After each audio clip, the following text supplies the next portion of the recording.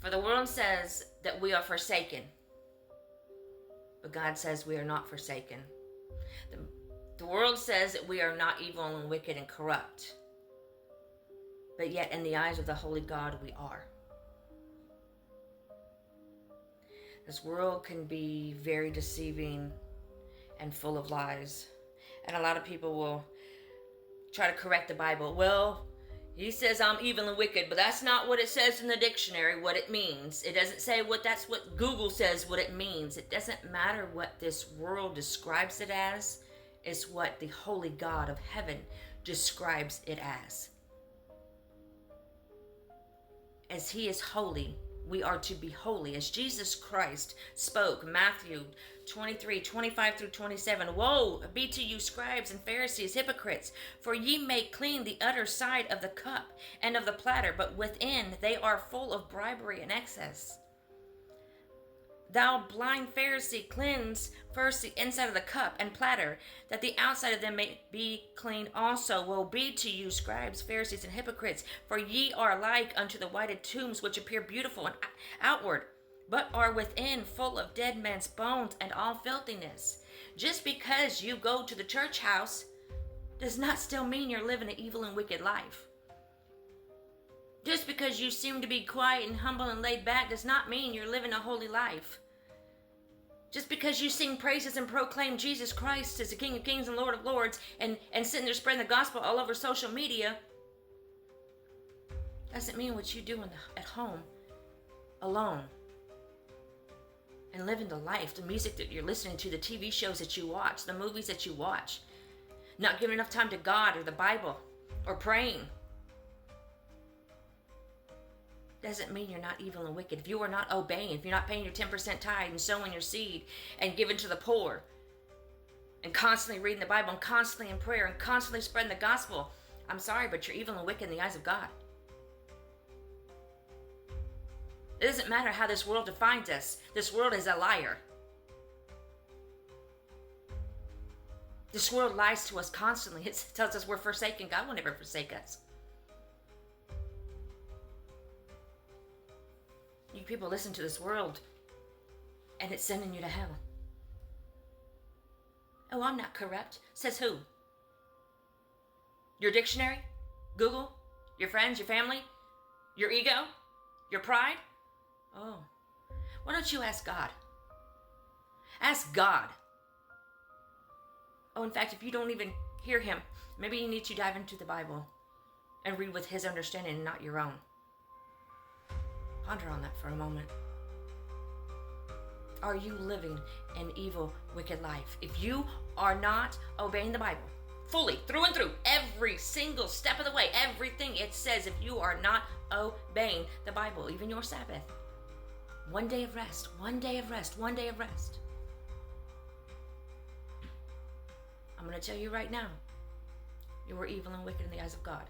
What you do and what is on the inside are two totally different things as day and night. Night and day. A whole nother twist. So, before the king comes back in any split second, I want you to ponder on what I have said. Ponder on it for a moment and just think. What's on the inside of me, not just what I'm doing on the outside. Because remember, it's not your works that's going to save you.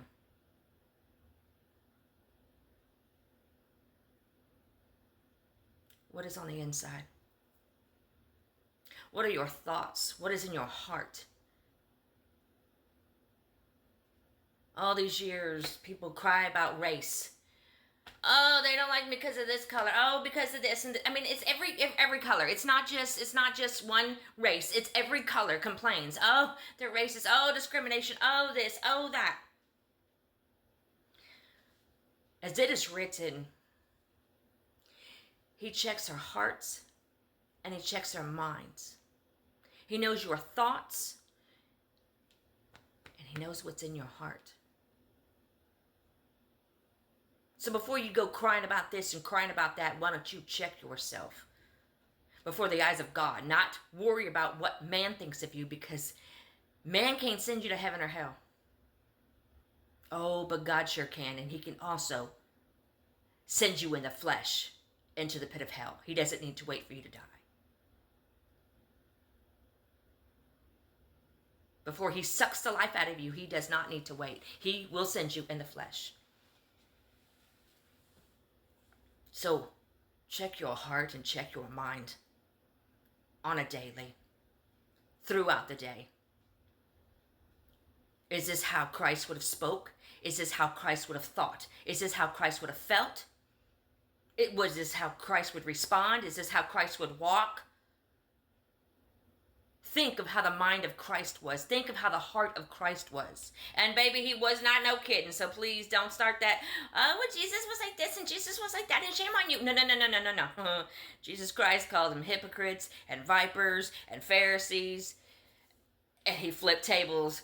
Jesus Christ was no kitten, baby. He was and still is the Lion of Judah. Don't ever get that twisted. Yes, Christ was very loving, but he did not tolerate. He did not allow this world to come against him. He overcame this world. So if you expect to overcome this world as Christ did, don't just proclaim it with your mouth, because he's going to be checking your heart. What is in your heart is going to help you into the kingdom of heaven. And if you are not obeying God to the fullest extent and walking a holy, righteous life as he commanded us, I'm going to tell you right now, there's no heaven for you. We are to be holy as he is holy. He's the holiest of all holiest of all holiest. I mean, it don't get no holier than that. He's beyond holy. The King of Kings. I'm not these little kings that are here in this world that mean nothing to any of us. Nothing. I don't serve any king but Jesus Christ. He's the King of Kings and Lord of Lords. Everything is his. And is that how you want to present yourself? How you've been living your life before him? You women are flaunting your breast and all this makeup looking like a clown. And yes, I've been there. Not looking like a clown, but yes, I've been there. But Jesus Christ is not going to recognize you that way. You're trying to impress this world and trying to impress the people of this world. Oh no, I'm just trying to impress myself. Really? If Jesus Christ dug really deep, it wasn't. You're looking for the compliments. Oh, I think I'm sexy. Oh, I think I'm like this. And let me show my breasts and my butt and everything else hanging out. But yet, that is Jezebel using you. That is a deadly spirit using you. Men with their pants hanging down to their ankles and around their knees. And you got a belt on, but you still can't hold them up. You're going to hell, all of you. For allowing your demons to overtake you. And not getting right with God. Cover yourself. For the king is coming. And stop. Even Jezebel can enter into a man acting like they're sexy. Acting seductive. Oh, I'm like this. And oh me. And your clothes, your shirt half off your shoulder. Is that how you want to present yourself to the King of Kings and Lord of Lords when he comes? By all means, keep allowing Jezebel to control your life. Get right with Jesus Christ and he can deliver you. He will deliver you if you fully accept him. And break your chains and your bondage with Jezebel and all the other demons that you've got. And walk in obedience because he's coming very quickly. Ponder on that for a moment. I'm Mother Hephzibah with Rise Up Dry Bones Evangelical Power Ministry International.